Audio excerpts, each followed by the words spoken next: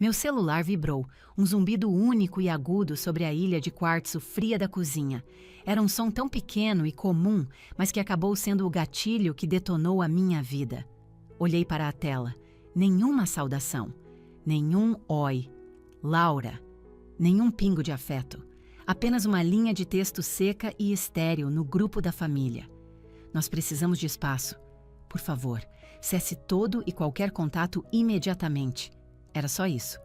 Formulado como um memorando corporativo. Uma porta de aço batendo na minha cara. Minha mãe, meu pai, minha irmã Clara. Um veredito unânime. Fiquei parada na minha cozinha silenciosa, com o celular na mão, que parecia um peso morto e frio. Era o aparelho que acabara de me entregar minha própria ordem de despejo. Eu não caí no choro. Não soltei um grito. Não comecei a digitar furiosamente uma resposta longa e suplicante, exigindo saber o que eu tinha feito de errado. Eles contavam que eu iria atrás deles. Tinham certeza de que a confiável e desesperada Laura entraria em pânico, pedindo desculpas por alguma transgressão que eu nem sequer havia cometido. Mas eu não o fiz. Em vez disso, uma certeza estranha e oca se instalou no fundo dos meus ossos. Eu redigi uma única frase em resposta. Seria a última coisa que eu escreveria para as pessoas que me trouxeram a este mundo. Eles queriam espaço. Eu estava prestes a lhes dar um buraco negro de espaço. Antes de entrarmos nos detalhes, me faz um favor e clica no like. Se inscreve no canal e me conta nos comentários de que lugar do mundo você está me assistindo. Desde que me entendo por gente, eu era o pilar. Na maioria das famílias, isso é um elogio. Significa que você é confiável, você é sólida. Mas na família Ferreira, ser o pilar significava algo totalmente diferente. Significava que eu era a rocha da qual eles podiam extrair recursos infinitamente, sem se preocupar que eu pudesse desmoronar. Eu era gestora de arquivos na prefeitura da cidade. Meu escritório era uma sala silenciosa e climatizada no subsolo da prefeitura de Rio Claro. Não era uma carreira empolgante. Eu não corria para apagar incêndios, nem defendia casos em um tribunal. Eu gerenciava arquivos digitais. Eu garantia que os registros de propriedade fossem arquivados corretamente. Eu assegurava que os dados históricos fossem preservados e acessíveis. Eu adorava aquele trabalho. Amava sua precisão silenciosa. Amava que os dados não tinham segundas intenções. Se uma consulta ao banco de dados retornasse um erro, havia uma razão lógica que você poderia rastrear, diagnosticar e resolver. Os dados não te manipulavam. Não sorriam para você enquanto discretamente batiam sua carteira. Minha vida fora do escritório era igualmente organizada. Eu tinha um pequeno apartamento a 15 minutos do meu trabalho. O financiamento era pago no primeiro dia de cada mês. Meu carro tinha a manutenção rigorosamente em dia. Minhas plantas eram regadas todo sábado. Eu tinha 35 anos e, por fora, era uma adulta moderadamente bem-sucedida, embora sem grandes emoções. Para meus pais, Sônia e Ricardo, minha estabilidade não era um sinal de sucesso. Era um sinal de disponibilidade. Significava que eu possuía uma reserva de recursos, na qual eles poderiam mergulhar sempre que seu próprio estilo de vida caótico levasse a mais um aperto. Minha mãe tinha uma frase de efeito. Ela a manejava como o martelo de um juiz. Família cuida de família, Laura. Ela dizia isso com os olhos arregalados e suplicantes. Tinha um tom nobre, como algo que você veria bordado em uma almofada. Mas em nossa família, o verbo cuidar era uma via de mão única. Fluía da minha vida para a deles. Meu pai, Ricardo, tinha uma técnica mais pesada. Ele usava a culpa como sua ferramenta principal. Não se esqueça de quem colocou um teto sobre sua cabeça. Ele dizia, com a voz baixa e solene, geralmente quando eu mostrava a menor hesitação em cobrir mais uma despesa que não tinha nada a ver comigo. Nós abrimos mão de tudo por vocês, meninas. Nos matamos de trabalhar. Agora que você está bem de vida, age como se fosse boa demais para nós. Eu nunca pensei que fosse melhor do que eles. Eu só queria que minha vida fosse minha. Mas a culpa era um anestésico poderoso. Era um cobertor de lã grosso e áspero no qual eu fui enrolada desde criança. Eu sempre sentia que lhes devia algo, uma dívida que nunca poderia ser totalmente paga. E então havia a Clara, minha irmã mais nova, 3 anos mais nova.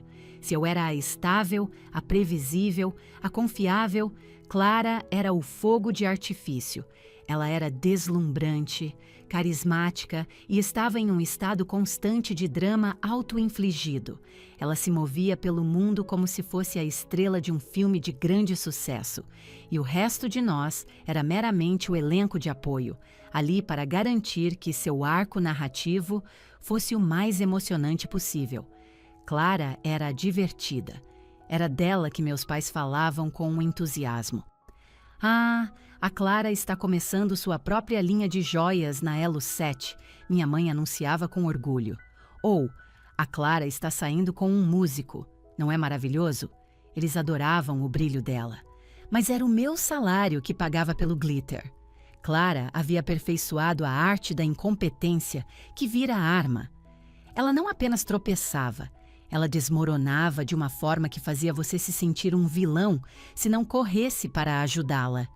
Lembro-me de uma noite em particular no inverno passado. Estava caindo uma chuva de granizo, uma chuva miserável e gelada que deixava as ruas de Rio Claro escorregadias e traiçoeiras. Eu tinha acabado de chegar em casa de um longo dia na prefeitura. Meu cérebro parecia frito de tanto olhar para bancos de dados. Tudo o que eu queria era fazer um chá e adormecer no sofá. Meu celular tocou. Era a Clara. Laura. Meu Deus, você tem que me ajudar. Ela choramingou. Meu estômago se contraiu instantaneamente. Eu conhecia esse roteiro de cor. O pânico fabricado em sua voz era projetado para acionar o meu próprio. O que foi? Você está bem? Perguntei já pegando minhas chaves. Estou ilhada. Meu carro acabou de morrer na rodovia e o guincho me trouxe para esta oficina. O mecânico disse que o motor fundiu e vai custar R$ 7.500 para consertar. Eu não tenho esse dinheiro, Laura. E eu tenho aquela entrevista de emprego importante amanhã. E a mamãe e o papai disseram para te ligar.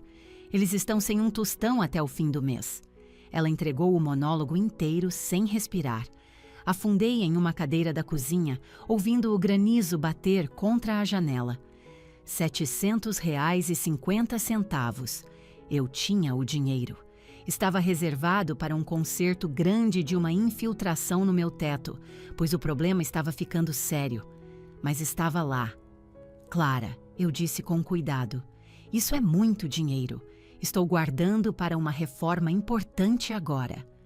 O choro cessou abruptamente.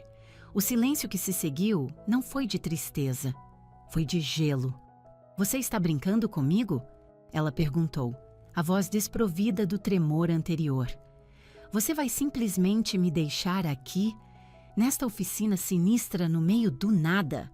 A mamãe disse que você ajudaria. Ela disse, liga para a Laura resolve. Aí estava, a frase que se tornou minha descrição de cargo. A Laura resolve. Eu não disse que não ajudaria. Recuei, deslizando de volta para o meu papel designado. Eu só disse que era muito. Então, minha segurança não vale muito para você? Clara retrucou. Nossa, você consegue ser tão transacional às vezes. Você fica sentada no seu escritóriozinho quieto, acumulando todo esse dinheiro e me despreza por tentar vencer na vida. Eu não estava acumulando dinheiro. Eu tinha um salário respeitável, mas não extravagante. Eu economizava fanaticamente porque tinha pavor de me tornar como eles, sempre a uma conta inesperada da catástrofe. Mas para eles, minha conta poupança não era para a minha segurança. Era o fundo de contingência da família Ferreira. Passa para o mecânico, suspirei. Eu paguei pelo conserto do motor. Não recebi um obrigada. O que recebi foi uma mensagem da minha mãe 1 hora depois. Que bom que você fez a coisa certa, Laura. Temos que cuidar da Clara. Ela está tão frágil agora. Clara estava sempre tão frágil. Ela estava encontrando seu caminho. Estava entre projetos. Estava se recuperando de uma amizade tóxica. As desculpas evoluíam, mas o resultado financeiro permanecia constante. Eu pagava. Não eram apenas as grandes e dramáticas emergências também. Era a sangria lenta e constante das minhas finanças. Íamos sair para o aniversário do meu pai. A conta chegava. Meu pai fazia uma busca teatral em seus bolsos. "Ah, pelo amor de Deus, devo ter deixado minha carteira no outro casaco", ele declarava, olhando diretamente para mim. "Laura, você paga essa, né? Depois te faço um Pix." Ele nunca me fez um Pix. Nenhuma vez. Se eu sequer mencionasse, eu era a vilã. Era o aniversário do seu pai. Mamãe me repreendia em uma mensagem privada. "Você vai ficar cobrando seu próprio pai por causa de uma refeição, depois de tudo que ele fez por você?" Então, parei de pedir.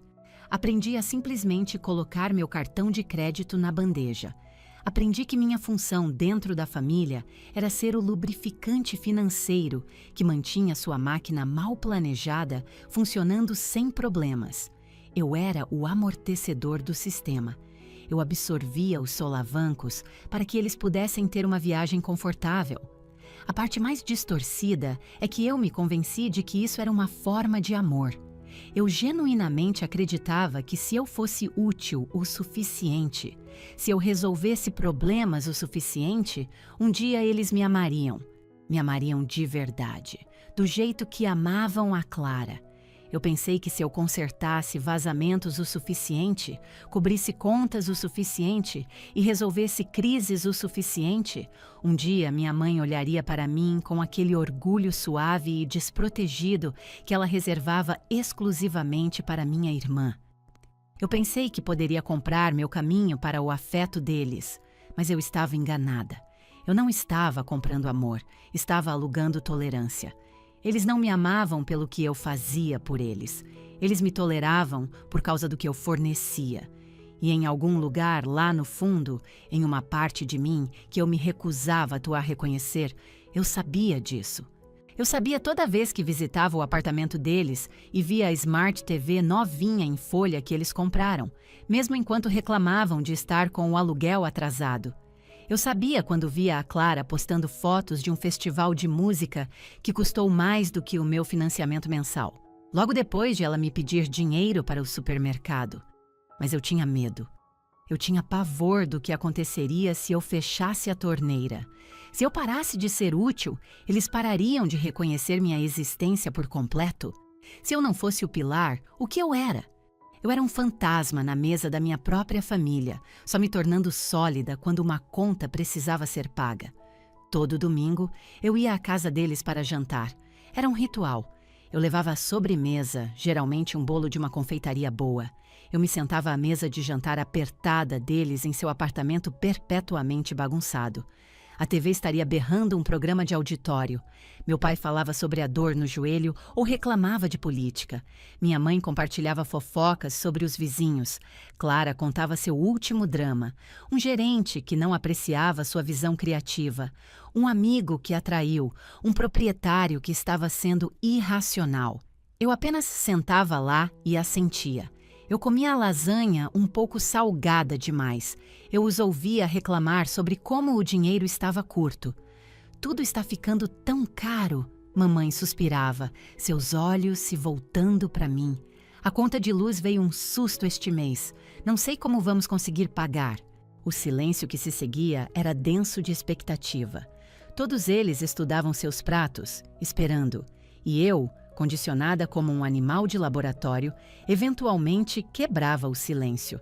"Eu posso cobrir a conta de luz este mês, mãe." "Não se preocupe." A tensão na sala evaporava instantaneamente. Os ombros relaxavam, os sorrisos reapareciam.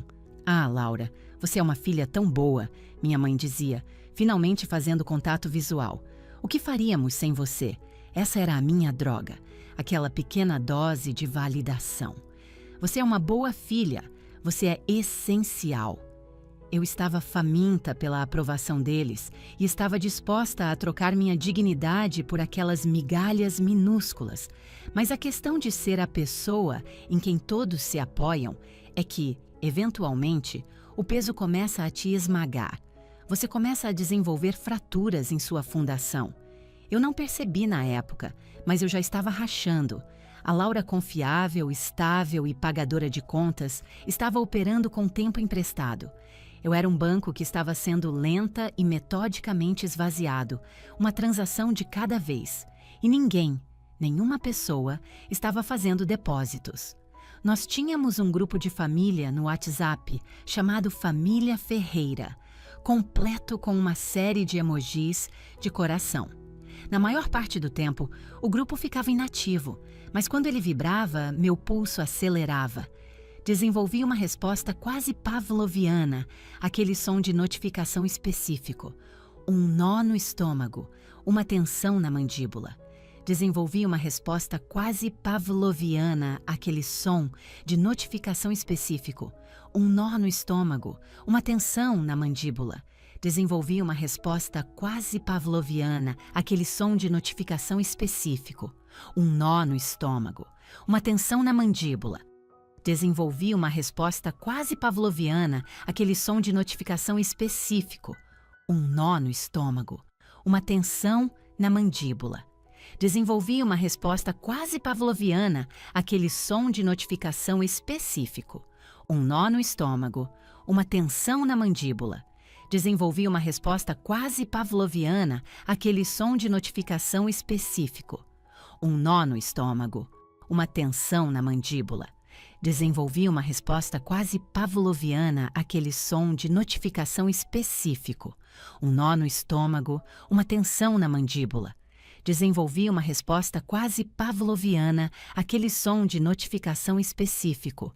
Um nó no estômago, uma tensão na mandíbula. Desenvolvi uma resposta quase pavloviana, aquele som de notificação específico. Um nó no estômago, uma tensão na mandíbula. Desenvolvi uma resposta quase pavloviana, aquele som de notificação específico. Um nó no estômago, uma tensão na mandíbula. Desenvolvi uma resposta quase pavloviana, aquele som de notificação específico. Um nó no estômago, uma tensão na mandíbula. Desenvolvi uma resposta quase pavloviana, aquele som de notificação específico. Um nó no estômago, uma tensão na mandíbula. Desenvolvi uma resposta quase pavloviana, aquele som de notificação específico. Um nó no estômago, uma tensão na mandíbula. Desenvolvi uma resposta quase pavloviana, aquele som de notificação específico. Um nó no estômago, uma tensão na mandíbula. Desenvolvi uma resposta quase pavloviana, aquele som de notificação específico. Um nó no estômago, uma tensão na mandíbula. Desenvolvi uma resposta quase pavloviana, aquele som de notificação específico. Um nó no estômago, uma tensão na mandíbula. Desenvolvi uma resposta quase pavloviana àquele som de notificação específico. Um nó no estômago, uma tensão na mandíbula. Desenvolvi uma resposta quase pavloviana àquele som de notificação específico. Um nó no estômago, uma tensão na mandíbula. Desenvolvi uma resposta quase pavloviana àquele som de notificação específico. Um nó no estômago, uma tensão na mandíbula. Desenvolvi uma resposta quase pavloviana àquele som de notificação específico. Um nó no estômago, uma tensão na mandíbula. Desenvolvi uma resposta quase pavloviana àquele som de notificação específico. Um nó no estômago, uma tensão na mandíbula. Desenvolvi uma resposta quase pavloviana àquele som de notificação específico. Um nó no estômago, uma tensão na mandíbula. Desenvolvi uma resposta quase pavloviana àquele som de notificação específico. Um nó no estômago, uma tensão na mandíbula. Desenvolvi uma resposta quase pavloviana àquele som de notificação específico. Um nó no estômago, uma tensão na mandíbula. Desenvolvi uma resposta quase pavloviana àquele som de notificação específico. Um nó no estômago, uma tensão na mandíbula. Desenvolvi uma resposta quase pavloviana àquele som de notificação específico. Um nó no estômago, uma tensão na mandíbula. Desenvolvi uma resposta quase pavloviana àquele som de notificação específico. Um nó no estômago, uma tensão na mandíbula. Desenvolvi uma resposta quase pavloviana, aquele som de notificação específico. Um nó no estômago, uma tensão na mandíbula. Desenvolvi uma resposta quase pavloviana, aquele som de notificação específico. Um nó no estômago, uma tensão na mandíbula. Desenvolvi uma resposta quase pavloviana, aquele som de notificação específico. Um nó no estômago, uma tensão na mandíbula. Desenvolvi uma resposta quase pavloviana, aquele som de notificação específico. Um nó no estômago, uma tensão na mandíbula. Desenvolvi uma resposta quase pavloviana, aquele som de notificação específico. Um nó no estômago, uma tensão na mandíbula. Desenvolvi uma resposta quase pavloviana, aquele som de notificação específico. Um nó no estômago, uma tensão na mandíbula. Desenvolvi uma resposta quase pavloviana, aquele som de notificação específico. Um nó no estômago, uma tensão na mandíbula. Desenvolvi uma resposta quase pavloviana àquele som de notificação específico. Um nó no estômago, uma tensão na mandíbula. Desenvolvi porque no grupo da família Ferreira, a comunicação servia a um propósito muito específico. Se a Clara postasse uma nova selfie, o grupo se iluminava com elogios. Mãe, maravilhosa! Olha a minha menina linda! Pai, uma verdadeira gata, Clara. Clara, obrigada, gente, me sentindo linda hoje. Se eu postasse algo, como uma foto de uma trilha ou uma menção honrosa que recebi no trabalho por um projeto, a resposta era contida. Mãe, legal. Às vezes era apenas uma reação de emoji de polegar para cima. Mas o grupo nunca ficava mais ativo do que quando uma crise financeira estava se formando. Era quando ele se transformava de um bate-papo familiar em um fórum público, onde eu era a solução tácita. A fórmula era rígida. Começava com uma queixa vaga. Pai, o carro está fazendo aquele barulho de rangido de novo. A oficina diz que são as pastilhas de freio. R$ 1.200. Dá para acreditar? Depois vinha a escalada dramática da minha mãe. Mãe, nós simplesmente não temos, Ricardo. Vamos ter que encostar o carro e eu vou ter que pegar ônibus. A caminhada até o ponto de ônibus acaba com a minha artrite, mas acho que não temos escolha. Então a Clara intervinha, aplicando a pressão emocional. Clara, mãe, você não pode ir a pé para o ponto de ônibus nesse frio. Não é seguro. Então, a pausa carregada, a espera. Eles nunca me pediam o dinheiro diretamente. Isso fazia parte do jogo. Eles apenas colocavam o problema como um quebra-cabeça na mesa e esperavam que eu o resolvesse. Eu ficava olhando para o meu celular, meu estômago revirando. Eu conhecia a coreografia de cor. Se eu ficasse em silêncio, as descrições de suas dificuldades se tornariam cada vez mais patéticas, até que eu não aguentasse mais. Eu posso mandar os R$ 1.200. Apenas consertem isso. Instantaneamente, a atmosfera mudava. Pai, obrigado, Laura. Você é uma salvadora. Mãe, Deus te abençoe, querida. Eu estava tão preocupada. Cada transferência parecia um pagamento de resgate. Eu não estava apenas pagando por pastilhas de freio. Estava pagando para evitar a culpa de imaginar minha mãe sentindo dor.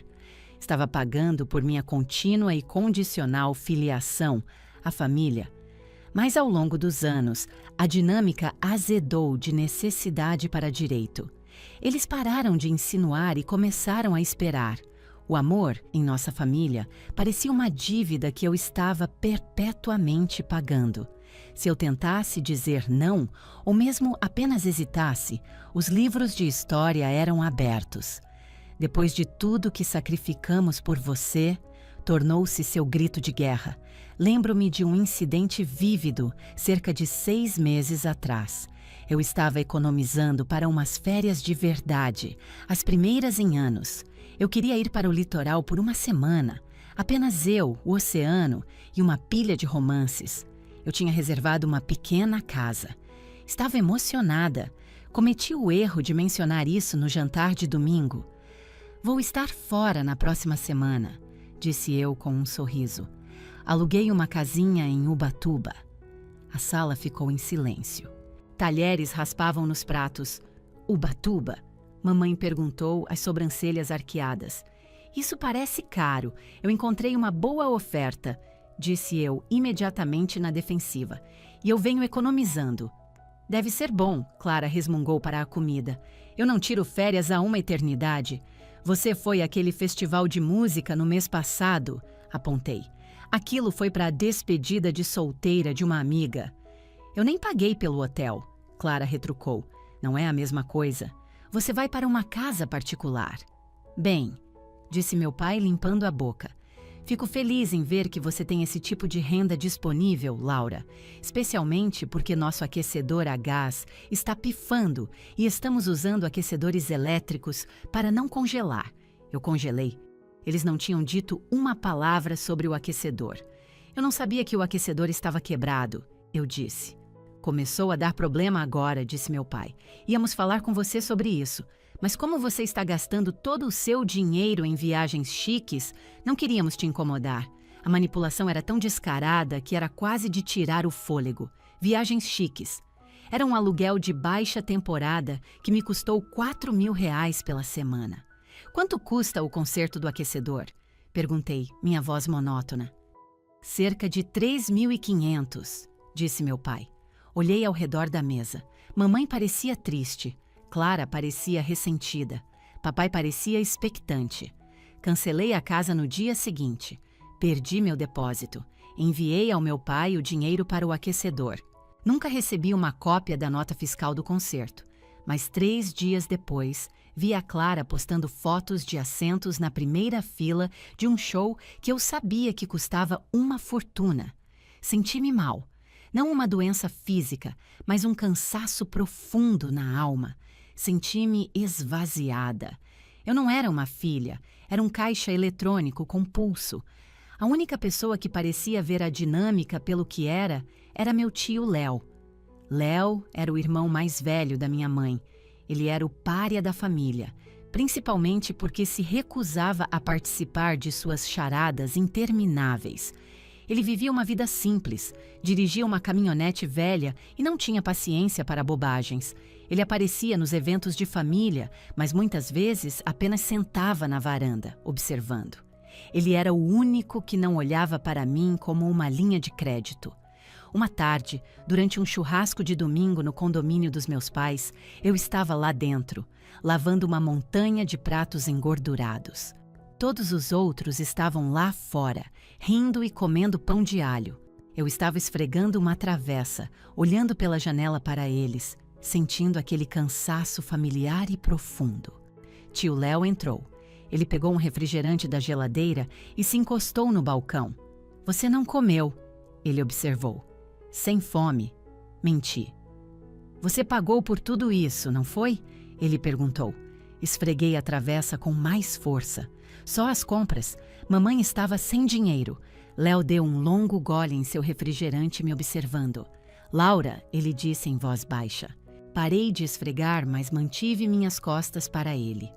Você sabe que isso não está certo, não sabe? Fechei a torneira. Eles são minha família, Léo. Eles precisam da minha ajuda. Eles não precisam de ajuda, disse Léo, sua voz não irritada, apenas triste. Eles precisam de consequências, e a Clara precisa arrumar um emprego de verdade. É complicado, eu disse. A defesa automática entrando em ação. Eles me criaram. Eu devo a eles. Léo balançou a cabeça lentamente. Ele se aproximou e ficou ao meu lado. Ele era um homem grande e grisalho, mas seus olhos eram surpreendentemente gentis. Filhos não devem nada aos pais por terem sido criados, disse ele. Esse é o trabalho deles. Você não paga aluguel pelo espaço que ocupou quando era criança, Laura. Senti meus olhos começarem a arder. Pisquei com força, recusando-me a deixar as lágrimas caírem. Eu era a forte. Chorar não estava na minha descrição de cargo. Eles dependem de mim, sussurrei. Eles dependem da sua incapacidade de dizer não. Léo corrigiu. Eles confundiram sua compaixão com uma linha de orçamento, e eles vão continuar sacando até você estar completamente no vermelho, e então vão reclamar que você está sem dinheiro. Eu olhei para ele, atordoada pela honestidade crua de suas palavras. Isso não é justo, eu disse fracamente. Justo? Léo soltou uma risada curta e amarga. Olhe para você. Você tem 35 anos, parece exausta. Você está carregando 3 adultos nas costas e eles estão reclamando que a viagem não é suave o suficiente. Ele colocou uma mão pesada no meu ombro. Um dia desses, você vai ter que fechar o banco. E quando o fizer, vai descobrir exatamente quem eles são. Só espero que você esteja pronta para a resposta. Ele deu um aperto no meu ombro e voltou para fora. Fiquei na cozinha, tremendo. Eu queria ficar furiosa com ele. Queria correr lá fora e defender minha família. Queria acreditar que eles me amavam, que estavam apenas lutando, que estávamos todos juntos nessa. Mas no fundo, no lugar onde eu guardava meus pensamentos mais honestos e dolorosos, eu sabia que ele estava certo. Sequei a travessa. Colei um sorriso no rosto. Voltei para a senhora festa. Laura! Clara chamou de sua cadeira de praia. Acabou o salgadinho. Você pode ir no mercado e pega mais daquela água com gás importada? Meu pai olhou para cima. Pega umas caixas a mais dessa vez, Laura. Olhei para o outro lado do gramado, para o tio Léo. Ele ergueu sua lata de refrigerante em uma saudação silenciosa e sabedora. Claro, eu disse, eu vou. Entrei no meu carro, dirigi até o mercado. Comprei os salgadinhos, comprei a água com gás. Paguei por tudo. Dirigi de volta, mas enquanto eu dirigia, um pequeno e duro núcleo de algo novo começou a se formar na minha barriga. Não era culpa, não era ansiedade, era ressentimento. As palavras de Léo ecoavam na minha cabeça. Eles vão continuar sacando até você estar completamente no vermelho. Eu não sabia na época, mas um pavio tinha acabado de ser aceso. Era um pavio muito longo, queimando lentamente através de anos de condicionamento e culpa. Mas estava queimando. O sistema estava estabelecido. Os papéis estavam definidos. Eu era a provedora. Eles eram os beneficiários. Era um sistema que funcionava perfeitamente para eles. Mas todos os sistemas eventualmente falham. Máquinas quebram. E até a filha mais obediente tem um ponto de ruptura. O meu estava se aproximando rapidamente, disfarçado de um simples pedido de depósito para um apartamento. Estacionei o carro e levei as sacolas de compras para cima da festa. Finalmente, disse Clara quando entrei. Eu estava com sede. Ela não se moveu para ajudar, apenas estendeu seu copo vazio. Eu o enchi. Eu sorri. Mas pela primeira vez, o sorriso pareceu uma máscara e não chegou aos meus olhos. O banco ainda estava aberto, mas sua hora de fechar estava se aproximando. O pedido não veio em um telefonema desesperado. Não aconteceu no meio de uma briga aos gritos. Aconteceu em uma tarde tranquila de domingo, na sala de estar dos meus pais, com o cheiro de café velho pairando no ar. Estávamos todos sentados. Meu pai estava cochilando em sua poltrona. Minha mãe folheava distraidamente um catálogo. Eu estava empoleirada na beirada do sofá, tentando responder a e-mails de trabalho no meu celular, já sentindo a angústia da noite de domingo. Clara entrou dançando da cozinha. Ela tinha um balanço particular em seu passo que eu passei a reconhecer como o preâmbulo para um grande pedido. Mas desta vez, ela parecia genuinamente emocionada. Ela levantou o celular mostrando fotos para todos nós. Ok, gente, olhem isso, disse ela, passando por uma galeria de fotos. Eu encontrei o loft perfeito. Era no centro, perto daquela cervejaria artesanal nova que ela gostava. Tijolos aparentes, uma pequena varanda, um closet enorme. Minha mãe olhou para cima, seu rosto se iluminando. Ah, que lindo, querida! Você merece um lugar bonito. É incrível, disse Clara, sentando-se no sofá ao meu lado. E a melhor parte é que o proprietário disse que posso ficar com ele se eu entregar o depósito até amanhã. Um nó familiar de pavor se apertou no meu estômago. Mantive meus olhos fixos no meu celular, fingindo ler um e-mail que eu já tinha visto. Eu sabia o que estava por vir. Podia sentir a atmosfera na sala mudando, a pressão caindo antes de uma tempestade. Que ótimo, Clara, eu disse, mirando um tom neutro. É mesmo, disse ela, virando todo o corpo para me encarar. Mas aqui está o problema. Os custos de entrada são um pouco altos. É o primeiro aluguel, o último e um calção. Mais um depósito para o cachorro bobo dela, o Astro. Quanto? Meu pai perguntou de sua cadeira, os olhos ainda fechados. Ele não estava preocupado. Por que estaria? Não era ele quem pagaria. São 25 mil, disse Clara. A sala ficou em silêncio. 25 mil? Isso é muito dinheiro, disse a mamãe, mas seu tom não era uma barreira, apenas uma observação. Seus olhos deslizaram para mim. Eu não levantei o olhar. Fiquei encarando o texto sem sentido na minha tela. Então, continuou Clara, sua voz mudando para aquele tom doce e enjoativo que ela reservava para esses momentos. Eu tenho uns 5 mil guardados. Só preciso dos outros 20 mil, só para garantir. Posso te pagar de volta assim que minha lojinha na Elo 7 decolar. Sua loja na Elo 7 estava prestes a decolar há 4 anos. Laura, disse Clara, cutucando minha perna, você pode me adiantar os 20 mil? Ele disse que eu poderia simplesmente fazer um Pix para ele, agora mesmo se eu conseguisse o dinheiro. Finalmente levantei os olhos do meu celular. Olhei para seu rosto esperançoso e expectante. Ela não parecia maliciosa. Parecia puramente intitulada. Parecia alguém a quem nunca foi dito que seus desejos tinham um custo para os outros. Ela estava olhando para mim não como uma irmã, mas como um instrumento financeiro. Olhei para minha mãe, que sorria para mim de forma encorajadora. Seria um empréstimo, claro, mamãe acrescentou rapidamente. A Clara é boa pagadora. Olhei para meu pai. Ele deu um único e firme aceno de cabeça. Ajude sua irmã, Laura. Ela precisa de um lugar seguro para morar. O peso esmagador disso, a exaustão desse ciclo interminável, me atingiu de uma vez. Eu tinha aquele dinheiro na minha poupança. Era meu fundo de emergência. Era o dinheiro que eu guardava para o caso de meu carro finalmente morrer. Ou se houvesse demissões na prefeitura, ou para uma emergência médica. Era o meu paraquedas. Eles estavam me pedindo para rasgar meu paraquedas para fazer da Clara um dossel decorativo. Respirei fundo e devagar. Meu coração batia contra minhas costelas como um pássaro preso. Eu havia ensaiado esse momento na minha cabeça 1000 vezes, geralmente no carro a caminho de casa, com raiva e ressentimento. Mas eu nunca tinha realmente dito a palavra em voz alta quando importava. Não, eu disse. A palavra foi baixa, mas pousou no centro da sala com a força de uma bola de demolição. Clara piscou, seu sorriso congelado no lugar, como se tivesse ouvido errado. O quê? Não, eu disse novamente. Minha voz mais firme desta vez, o que me surpreendeu. Eu não posso te dar 20 mil reais, Clara. A sala virou gelo.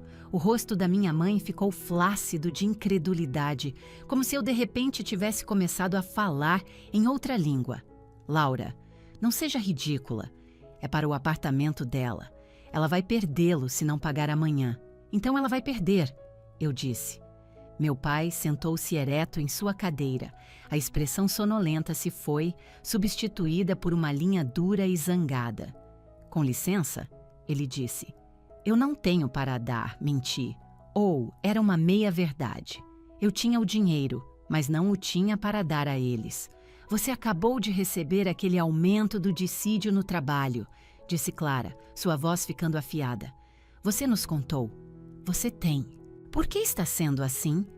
Não se trata de eu ter ou não, eu disse, minhas mãos tremendo levemente no meu colo.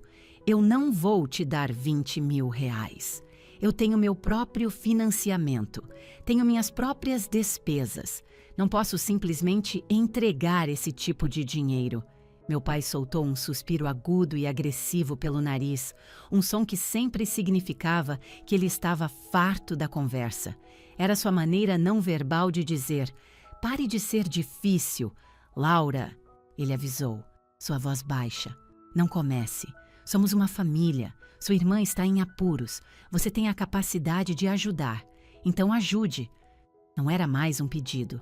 Era uma ordem. Olhei para ele, para o homem que deveria ser meu protetor. Ele não estava me protegendo. Estava me saqueando.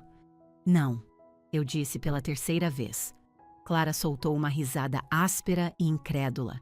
Ela jogou as mãos para o ar. Você está sendo tão dramática sobre isso, Laura. Não é tão sério, é só dinheiro. Você vai receber outro salário em 2 semanas. Não é tão sério. Essas 4 palavras me atingiram mais forte do que um golpe físico. Para eles, meu trabalho não era sério. As 40 horas por semana que eu passava gerenciando meticulosamente os registros da cidade, até meus olhos doerem, não eram sérias. Os sacrifícios que eu fazia, dirigir um carro de 10 anos, pular férias, comprar tudo de marca genérica, nada disso era sério. Era apenas uma fonte inesgotável, da qual eles podiam beber sempre que sentissem sede. É sério, eu disse em voz baixa. É a minha vida, Clara. São as horas da minha vida que eu troco para ganhar esse dinheiro. E você simplesmente espera que eu as dê a você. Uau! Disse Clara, virando-se para minha mãe. Ela está sendo tão tóxica agora. Eu só estava pedindo um favor. Laura, disse minha mãe, sua voz caindo para um sussurro decepcionado. Eu não te criei para ser tão egoísta. Isso é um comportamento feio. Você está sendo feia. Egoísta, feia.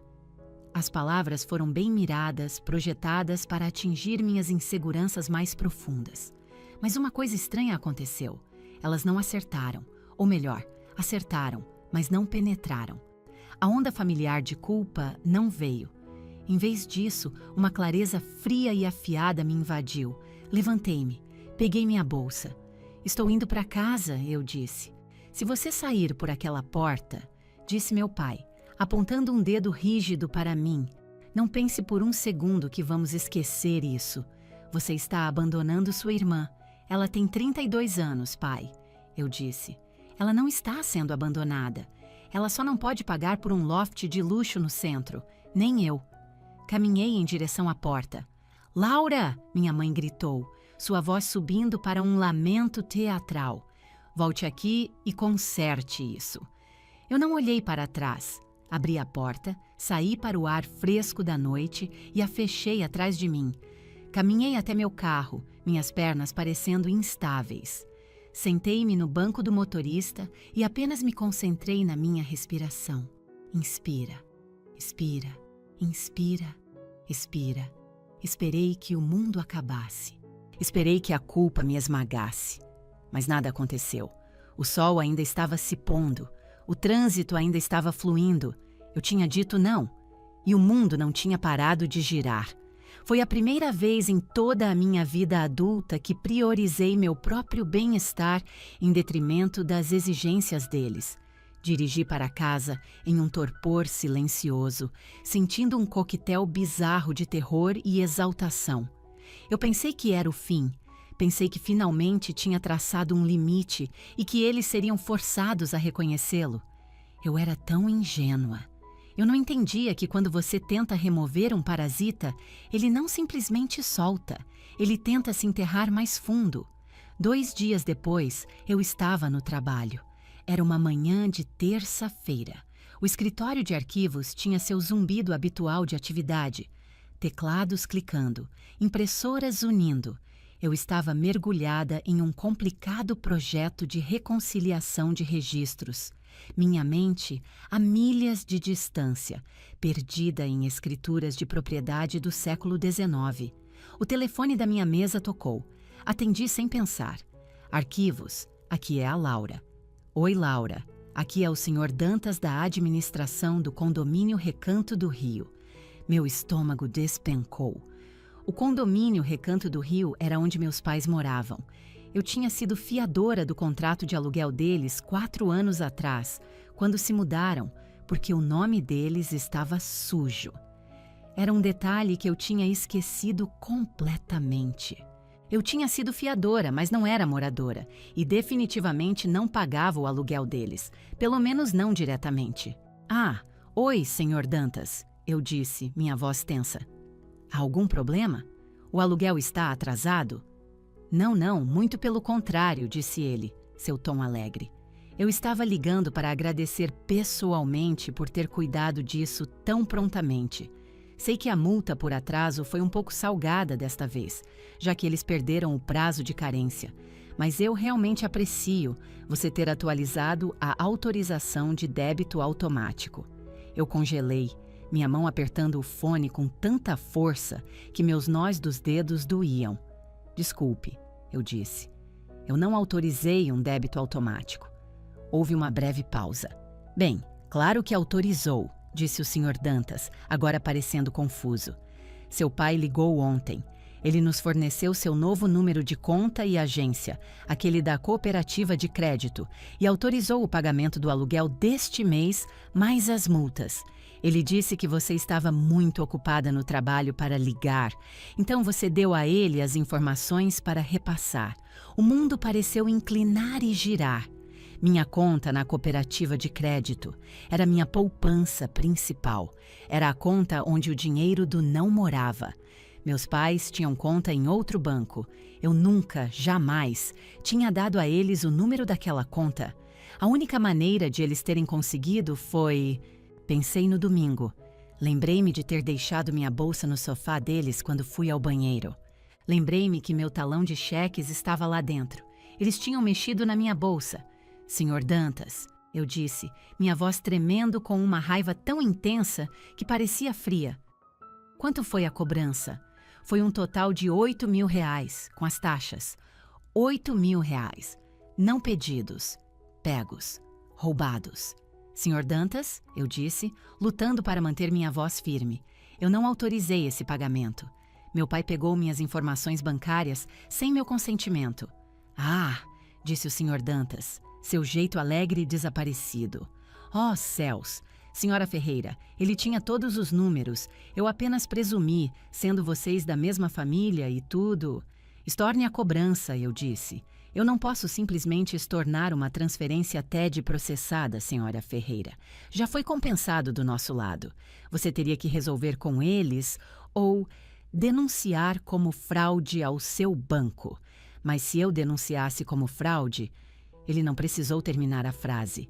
Se eu denunciasse, meus pais poderiam enfrentar acusações criminais, fraude bancária, roubo de identidade. Entendo, eu disse, entorpecida. Obrigada, Sr. Dantas. Desliguei o telefone. Fiquei sentada por 1 minuto inteiro, apenas olhando. As luzes fluorescentes zumbiam. Meus colegas estavam trabalhando, alheios. Eu me senti como se estivesse tendo uma hemorragia. Não era apenas sobre o dinheiro. Dinheiro podia ser ganho novamente. Era a violação. Eles esperaram eu sair da sala, abriram minha bolsa e copiaram minhas informações financeiras privadas. E então, tão casualmente, eles se passaram por mim ao telefone para pegar o que eu havia explicitamente recusado a dar. Eles não se sentiam apenas no direito de ter meu dinheiro. Eles se sentiam no direito de ter minha identidade. Eu não era uma pessoa para eles. Eu era um recurso a ser explorado. Levantei-me. Eu tenho uma emergência familiar, disse a minha supervisora. Preciso sair. Está tudo bem? Ela perguntou, o rosto cheio de preocupação. Não, eu disse. Não está nada bem. Dirigi direto para o apartamento deles. Não ultrapassei o limite de velocidade. Dirigi com uma calma aterrorizante e precisa. Eu precisava chegar lá inteira para poder olhá-los nos olhos. Quando cheguei à porta deles, não me dei ao trabalho de bater. Eu ainda tinha uma chave, outra relíquia de cera confiável, caso eles se trancassem para fora. Destranquei a porta e entrei. Eles estavam almoçando. Minha mãe, meu pai e Clara estavam sentados ao redor da pequena mesa da cozinha, comendo sanduíches. Um programa de auditório berrava na TV. Eles olharam para cima, surpresos quando entrei. Então, o rosto do meu pai endureceu em uma carranca. Nós não te convidamos, ele começou. Se você está aqui para se desculpar pelo domingo, pode começar por... Vocês roubaram de mim, eu o interrompi. Minha voz não era alta, era baixa e trêmula. Caminhei até a mesa. Vocês mexeram na minha bolsa, eu disse, cravando os olhos no meu pai. Vocês roubaram o número da minha conta e usaram meu dinheiro para pagar o aluguel de vocês. A sala ficou em silêncio mortal. Clara lentamente deu outra mordida em seu sanduíche, desviando o olhar. Minha mãe olhou para as próprias mãos. Meu pai, no entanto, não vacilou. Ele se recostou na cadeira, cruzando os braços sobre o peito. Nós não roubamos nada, ele disse calmamente. Pegamos emprestado. Íamos te pagar de volta. Você se passou por mim, eu disse. Você disse ao proprietário que eu te dei permissão. Isso é fraude. Isso é um crime. Ah, para com isso, mamãe retrucou, batendo a mão na mesa. Não se atreva a usar essas palavras com seu pai. Fraude? Crime? Nós somos seus pais. Precisávamos do dinheiro do aluguel. O que deveríamos fazer, ser despejados? Vocês deveriam ter pedido. Eu gritei, meu controle finalmente quebrando. E quando eu disse não, vocês deveriam ter respeitado e resolvido por conta própria, como adultos. Você teria dito não de novo. Clara interveio, de boca cheia. Você estava de mau humor no domingo. Nós apenas fizemos o que era necessário. O papai disse que você superaria, ela acrescentou. O papai disse que você superaria. Era isso. A filosofia inteira da minha vida, resumida em 5 palavras. A Laura vai absorver o golpe. A Laura vai consertar. A Laura vai superar. Eu mereço ter voz na minha própria vida. Eu disse, minha voz tremendo de raiva e mágoa. Eu não sou apenas uma extensão de vocês. Você está nos atacando! Minha mãe chorou, lágrimas brotando instantaneamente em seus olhos. Era uma performance que eu já tinha visto 1000 vezes. O pivô imediato para o vitimismo. Você invade nossa casa gritando conosco, nos chamando de criminosos, depois de tudo que fizemos por você. Eu não estou gritando, eu disse, minha voz perigosamente baixa. Estou afirmando fatos. Cuidado com o tom, disse meu pai, levantando-se. Ele era um homem grande e costumava usar sua presença física para intimidar. Ele se agigantou sobre mim. Eu ainda sou seu pai. Eu te trouxe a este mundo. Esse dinheiro é tanto nosso quanto seu. Somos uma unidade familiar. Não, eu disse, olhando-o diretamente nos olhos. Minha conta bancária não é uma unidade familiar. As horas que eu trabalho não são uma unidade familiar. Nossa, como você é mesquinha, Clara murmurou, pegando o celular. Quanto foi, tipo 8.000? Quer que eu te dê uma gorjeta? Isso te faria sentir melhor? Toma, vou te fazer um pix de R$ 20 pela gasolina que você gastou para vir até aqui. Ela riu. Ela realmente riu. Olhei para eles. Olhei para minha mãe, encenando sua dor para me manipular. Olhei para meu pai, usando seu tamanho para tentar me subjugar. Olhei para minha irmã, zombando de mim enquanto comia um sanduíche que meu dinheiro roubado provavelmente pagou. Percebi algo profundo naquela cozinha. Eles não me amavam. Eles amavam a minha função e me odiavam por ameaçar parar de executá-la. Eu não terminei o que quer que estivesse prestes a dizer. Não gritei nem joguei nada. Eu simplesmente parei. A raiva incandescente se esvaiu, deixando um vazio vasto e frio em seu lugar. Olhei para meu pai uma última vez. Eu cansei, eu disse. Você cansa quando eu disser que você cansou, ele gritou. Virei as costas para ele.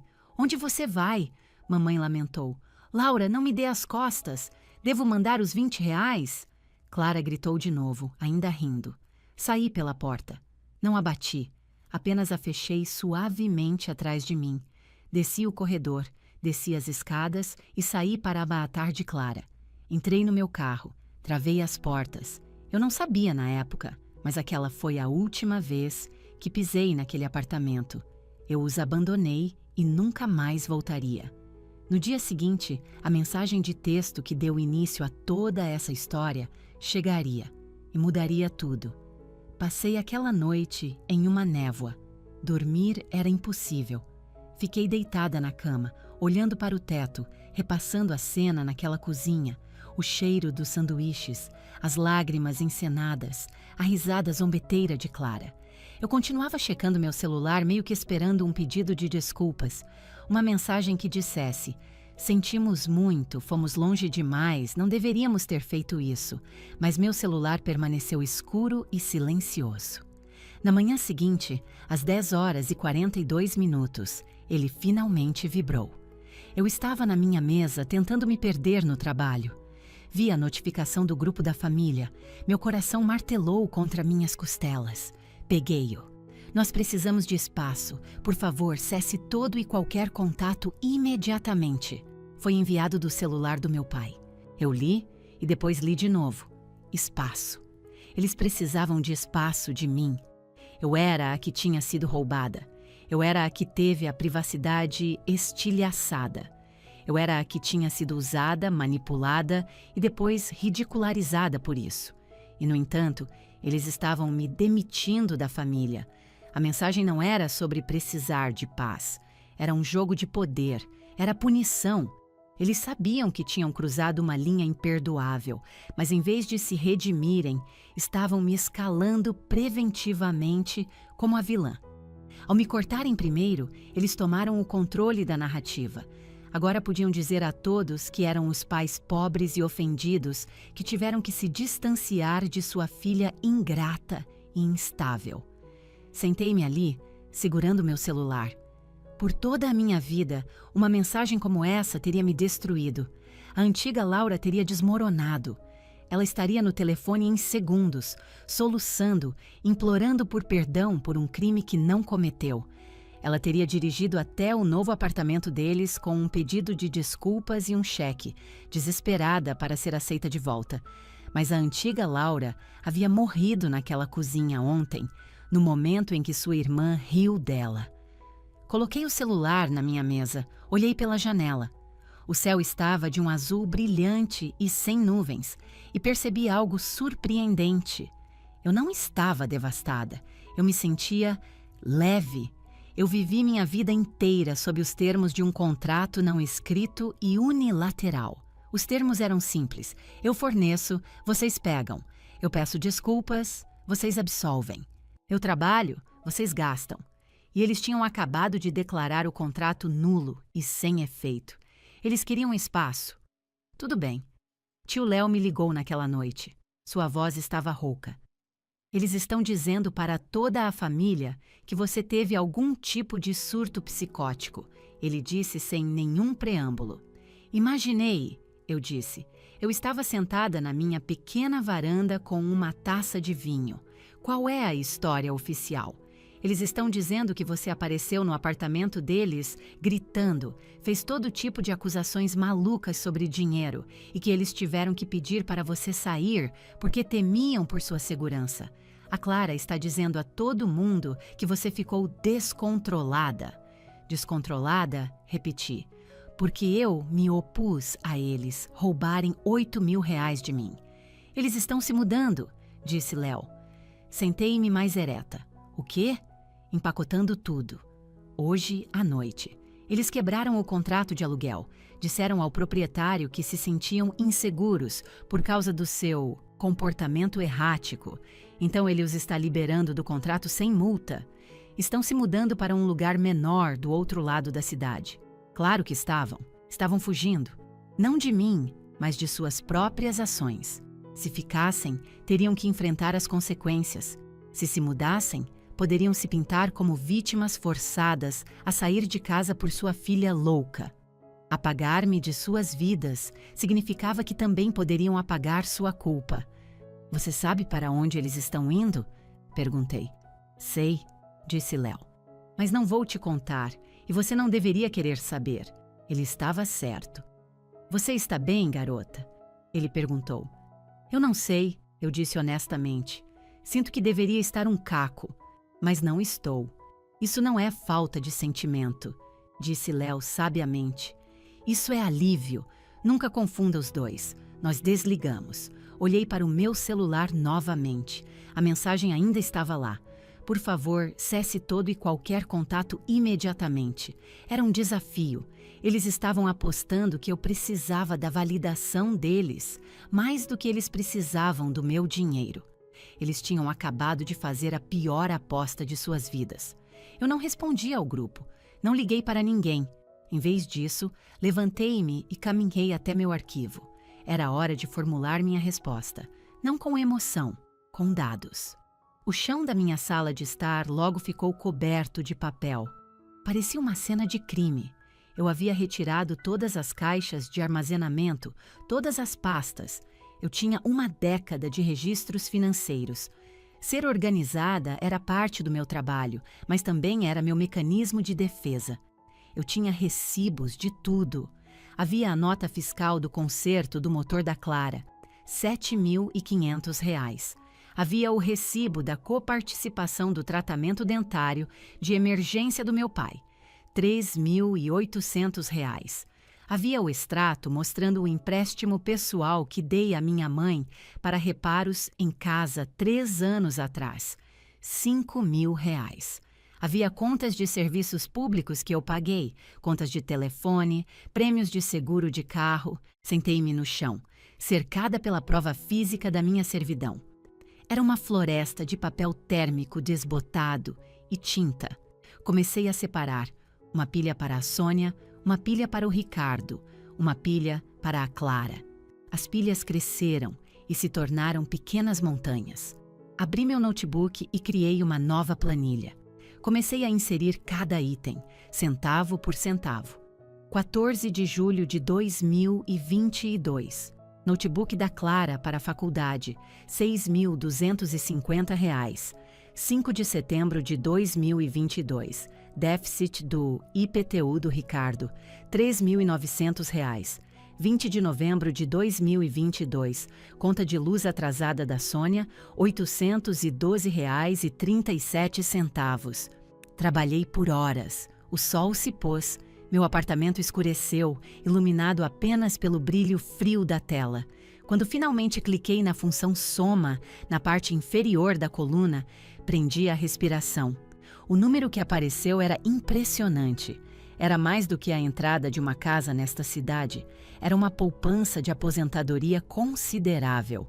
Era uma vida que eu havia doado. Olhei para o número, R$ 385.050. Mais de R$ 385.000. Em pouco menos de 10 anos. Esse era o preço da admissão na família Ferreira. Essa era a taxa de assinatura que eu vinha pagando pelo privilégio de ser a rede de segurança pessoal deles. Peguei meu celular.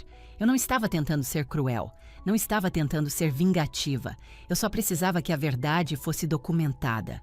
Tirei uma foto das pilhas de recibos no meu chão. Depois, tirei um print da planilha com o total final. Abri a conversa de texto e digitei minha mensagem com cuidado, apagando e reformulando várias vezes. Eu queria que fosse clínica, sem emoção. À prova de balas. Finalmente, escrevi: estarei honrando seu pedido de espaço. Em anexo está um resumo do apoio financeiro direto que forneci na última década. O total é de R$ 385.200,50. Não estou pedindo que isso seja reembolsado. Considerem como uma verba rescisória final. No entanto, com efeito imediato, todos os laços financeiros contínuos serão permanentemente cortados. Estou removendo todos vocês do meu plano de celular. Estou cancelando os pagamentos automáticos do seguro do carro de vocês. Estou revogando o acesso a todas as contas compartilhadas de streaming e varejo online. Esses serviços serão encerrados nas datas circuladas nos documentos anexos. Por favor, façam seus próprios arranjos. Fecharei as contas conjuntas logo pela manhã. Olhei para uma mensagem. Era fria, era factual, era final. Não era um ataque, era uma auditoria. Adicionei uma última frase. Desejo a vocês o melhor. Meu polegar pairou sobre o botão de enviar. Eu sabia que uma vez que o pressionasse, não haveria volta. Este era o ponto de não retorno. Isso não era apenas o fim de uma briga. Era a dissolução formal de um relacionamento. Pensei na garotinha que costumava esperar na janela o pai chegar em casa, esperando que ele tivesse se lembrado de trazer um doce para ela. Pensei na adolescente que trabalhava meio período para comprar seus próprios livros didáticos porque o dinheiro estava sempre apertado, enquanto Clara ganhava uma roupa nova para cada festa da escola. Pensei na mulher que ficou naquela cozinha ontem e foi ridicularizada. Pressionei enviar. A mensagem apareceu no grupo. Bolha azul. Entregue. Coloquei o celular no chão. Levantei-me e me espreguicei, minhas costas estalando alto. O silêncio no meu apartamento parecia diferente agora. Antes era solitário. Agora era limpo. Tinha acabado. A verdade estava registrada, indiscutível. Fui até a cozinha e servi um copo d'água, minhas mãos perfeitamente firmes. E então o celular começou a zumbir. E zumbir. E zumbir. Uma vibração frenética, raivosa e contínua contra meu piso de madeira. A tempestade havia começado. 2 minutos. Foi o tempo que o silêncio durou depois que enviei a planilha. Sentei-me no chão e apenas observei meu celular vibrar pelo piso de madeira, como se estivesse tendo uma convulsão. A tela acendia, apagava, acendia de novo. Notificações se empilhavam umas sobre as outras. Sônia, 6 novas mensagens. Ricardo, 4 novas mensagens. Clara, 15 novas mensagens. Eu não o toquei, apenas observei. Era morbidamente fascinante. Durante anos fui condicionada a pular no segundo em que eles ligavam. Sentia um choque de pânico se perdesse uma mensagem. Agora eu estava no controle do silêncio e eles eram os que estavam em parafuso. Eventualmente, a vibração parou. Estendi a mão e peguei o celular. Abri o grupo. Era uma cacofonia de raiva digital. Sônia. Laura Ferreira, como você se atreve? Sônia. Esta é a coisa mais cruel que você já fez, jogando números na nossa cara. Sônia. Nós somos sua família. Você não mantém uma conta corrente da família. Ricardo. Dinheiro não te torna uma boa pessoa, Laura. Você acha que porque pagou algumas contas tem o direito de nos possuir? Ricardo. Você é arrogante e fria, assim como sua geração. Nenhuma lealdade. E então havia a Clara. Suas mensagens não eram sobre a moralidade da coisa. Eram pânico puro e não adulterado. Clara. Espera, você vai mesmo cancelar o plano de celular? Clara. Laura. Eu tenho entrevistas de emprego. Você não pode cortar meu telefone. Clara. Você está literalmente tendo um surto psicótico. Atende o telefone. Li cada uma delas. Senti uma estranha sensação de distanciamento, como se estivesse lendo uma peça de teatro terrível, da qual eu não fazia mais parte. Então, o tom começou a mudar. Eles devem ter percebido que a fúria não estava obtendo resposta. Devem ter notado que eu não estava digitando de volta um pedido de desculpas frenético. A ameaça era real. As mensagens da minha mãe mudaram de indignação para manipulação. Sônia. Laura. Querida, por favor, vamos todos nos acalmar. Você entendeu mal nossa mensagem desta manhã. Sônia. Quando dissemos que precisávamos de espaço, queríamos dizer apenas da briga. Queríamos dizer espaço emocional para as coisas esfriarem. Não queríamos que você desaparecesse. Sônia. Certamente não queríamos que você nos cortasse. Isso é simplesmente vingativo. Nós dependemos da sua ajuda. Você sabe que a aposentadoria do seu pai não é suficiente. Olhei para a Mel T. Está na tela. Queríamos dizer espaço emocional. A tradução era cristalina. Vá embora, mas deixe sua carteira aqui. Eles queriam os benefícios financeiros de ter uma filha, sem o inconveniente de ter que lidar comigo como pessoa. Eles não sentiam minha falta, sentiam falta do meu dinheiro. Digitei minha resposta, meus dedos firmes e seguros. Sua mensagem dizia: por favor, cesse todo e qualquer contato imediatamente. Estou respeitando isso. Estou cessando o contato. O apoio financeiro era uma forma de contato. Era um componente do nosso relacionamento. Esse relacionamento agora acabou. Pressionei enviar. O celular imediatamente explodiu novamente. Ricardo, se você fizer isso, não espere um convite para o Natal. Não espere uma ligação no seu aniversário. Você está morta para nós. Olhei para aquela mensagem. Você está morta para nós. Pensei em todos os natais em que planejei a ceia, comprei os presentes e lavei a louça enquanto eles relaxavam. Pensei em todos os aniversários em que fui a única a se lembrar de organizar um bolo. Se estar morta para eles significava estar livre, que assim seja. Não respondi. Fui às configurações do meu celular, encontrei a função Não Perturbe. Ativei-a. Então dei um passo adiante. Bloqueei os números deles um por um. Sônia, bloqueada. Ricardo, bloqueado. Clara, bloqueada.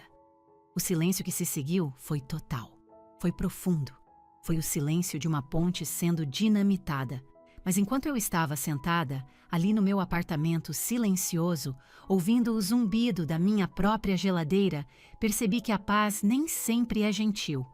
Às vezes, a paz é uma porta de aço pesada e trancada que você bate para manter os lobos do lado de fora. Pedi uma pizza. Comi no chão. Senti uma pontada de solidão. Sim. Mas pela primeira vez na minha vida adulta, não me senti usada. Naquela noite, por volta das 20 horas, minha campainha tocou. Meu coração pulou para a garganta. Eu congelei. Tinha certeza de que eram eles. Imaginei meu pai, com o rosto vermelho e furioso, pronto para esmurrar minha porta até que eu cedesse. Fui sorrateiramente até o olho mágico e olhei para fora. Não era meu pai. Era o tio Léo. Ele estava parado ali em sua jaqueta jeans gasta, parecendo cansado. Ao lado dele, na calçada, havia 3 caixas de papelão empoeiradas. Destranquei a porta. Léo, eu disse. Ele olhou para mim, depois gesticulou com o queixo em direção às caixas. Não queria trazer isso, disse ele, com a voz rouca. Mas não podia simplesmente deixar que jogassem no lixo. O que são? Perguntei. Eles estão se mudando hoje à noite, como eu disse, explicou Léo. Alugaram um caminhão. Estavam apenas jogando coisas fora, limpando armários. Me disseram para levar esse lixo para a calçada. Ele cutucou uma das caixas com a ponta da bota. Vi seu nome escrito nelas. Olhei para as caixas. Elas estavam seladas com fita de embalagem velha e amarelada. Posso entrar? Ele perguntou. Sim, eu disse, dando um passo para o lado. Claro. Ele carregou as caixas para dentro e as colocou na minha mesa de centro. Foi até minha cozinha e pegou um copo d'água como se já tivesse feito isso 100 vezes. Ele parecia carregar um peso próprio. Você não precisa abri-las, disse ele, encostado no batente da porta. Mas achei que você deveria ter a chance de decidir. Ele ficou ali por um momento, depois suspirou. Eles estão um caos, Laura, gritando um com o outro, culpando todo mundo, menos a si mesmos. É feio de se ver. Não é mais meu problema, eu disse, e as palavras soaram verdadeiras. Não, não é, ele concordou. Ele me deu um olhar longo e avaliador. Você finalmente fez isso. Estou orgulhoso de você, garota. Lágrimas brotaram nos meus olhos com suas palavras. Era a primeira vez em muito tempo que alguém me dizia que estava orgulhoso de mim sem querer algo em troca. Obrigada, Léo, sussurrei, por tudo. Ele apenas acenou com a cabeça, terminou sua água e foi embora. Me liga se precisar de alguma coisa, disse ele antes de fechar a porta. Fiquei olhando para as caixas. Meu nome estava rabiscado em cada uma delas com caneta preta. Coisas da Laura. Meu coração batia forte. Parte de mim queria jogá-las fora sem abrir. Mas outra parte, a parte que ainda ansiava por algum tipo de encerramento, precisava saber. Peguei um estilete e cortei a fita da primeira caixa. O cheiro de guardado e poeira encheu o ar. Dentro havia presentes. Presentes que eu tinha dado a eles ao longo dos anos. Um conjunto de facas de cozinha chiques que dei à minha mãe no Dia das Mães. Um relógio que comprei para o meu pai no aniversário de 60 anos. Abri a caixa do relógio. Ele ainda estava lá. O plástico protetor ainda no mostrador. Nunca tinha sido usado. Cavei mais fundo. Havia um cachecol que comprei para Mira Clara, uma bela carteira de couro para o meu pai. Novos em folha, ainda em suas embalagens, intocados. Abri a segunda caixa. Estava cheia de cartões comemorativos. Todos os cartões de aniversário, Dia das Mães e Natal que eu já lhes dera. Peguei um de alguns anos atrás. Abriu.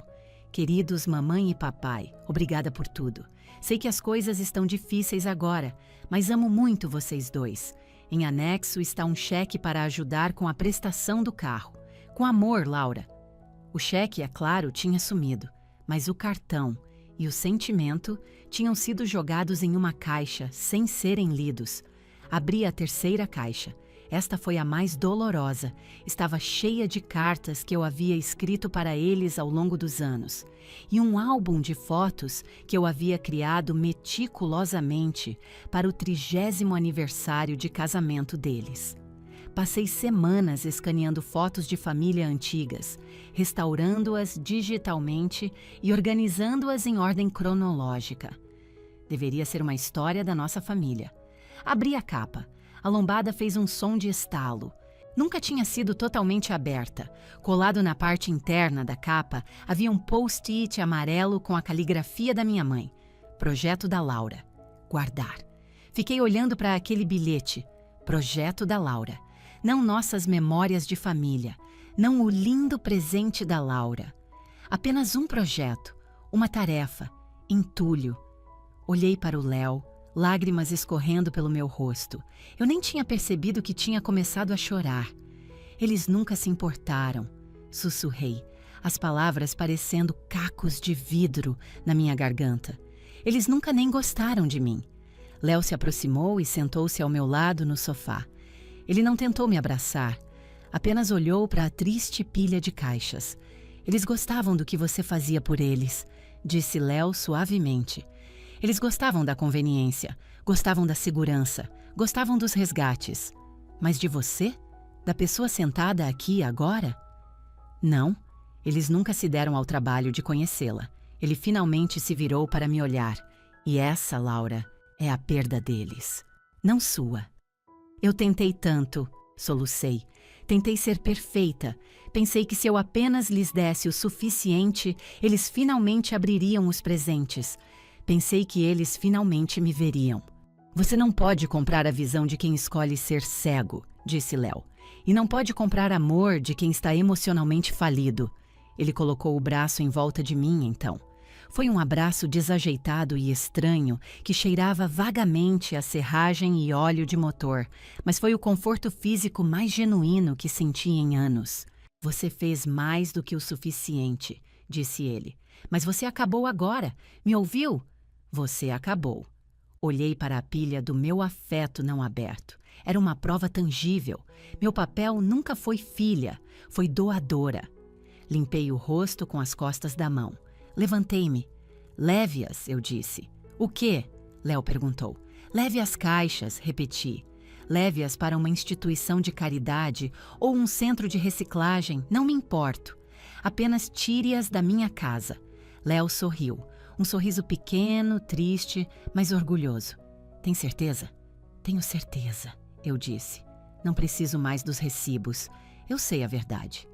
Ele assentiu. Levantou-se, empilhou as 3 caixas e as levou para saírem à noite.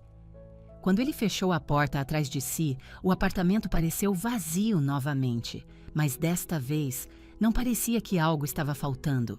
Parecia que uma malignidade havia sido removida. Olhei para o espaço vazio na minha mesa de centro, onde as caixas estiveram.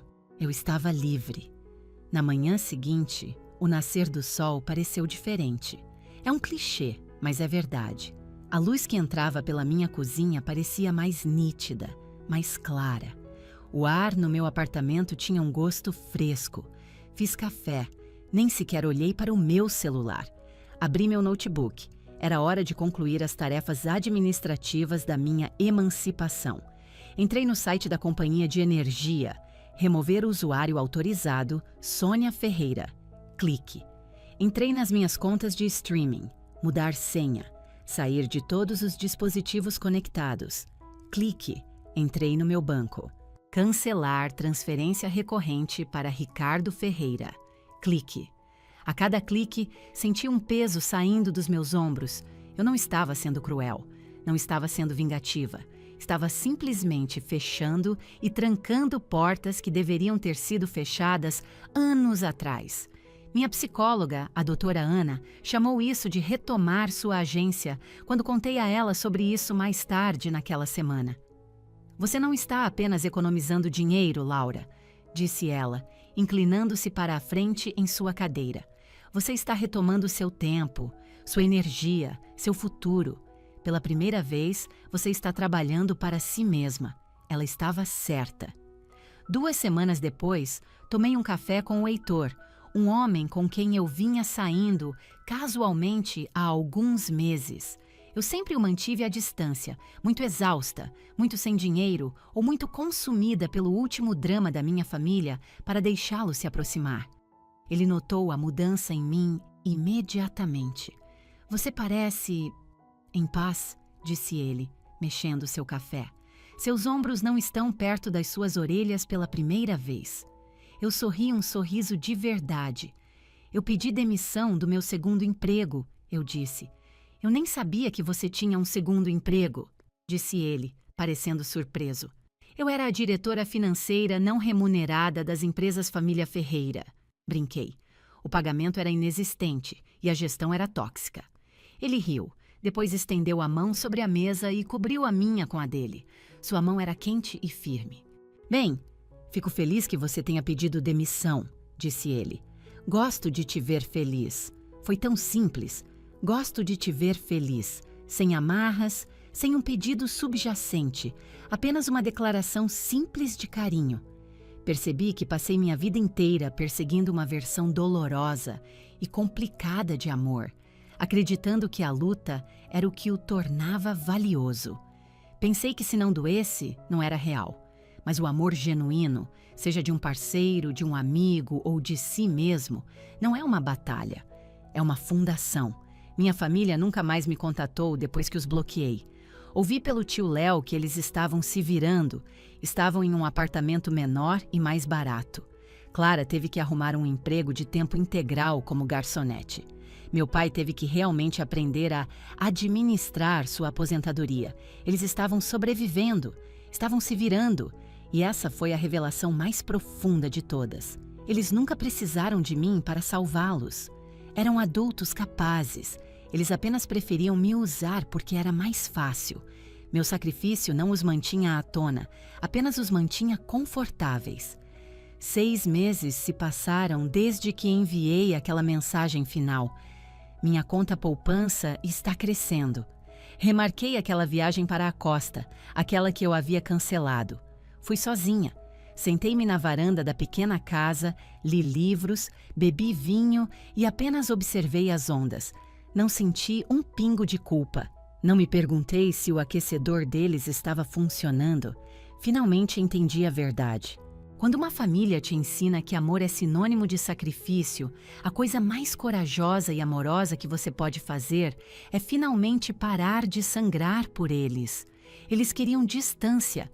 Então, eu lhes dei uma distância que eles nunca poderiam cruzar. E naquele espaço vasto e silencioso, finalmente encontrei a única pessoa que eu vinha negligenciando por 35 anos. Eu mesma. Eles queriam distância, então lhes dei um universo inteiro dela. Parei de ser o banco deles, a gerente de crises e o saco de pancadas emocional. E no silêncio que se seguiu, pude finalmente ouvir minha própria voz. Se você já se sentiu culpado por escolher se salvar, ou se você é a pessoa que atualmente está cedendo sob o peso de uma família que se recusa a se sustentar, que esta seja a sua permissão. Largue o peso. Nunca foi seu para carregar, em primeiro lugar. Clique no botão de inscrição e me diga nos comentários de onde você está assistindo. Porque curar em silêncio ainda é curar. Mas curar juntos nos lembra que não estamos sozinhos. Obrigada por ouvir. Fim da história.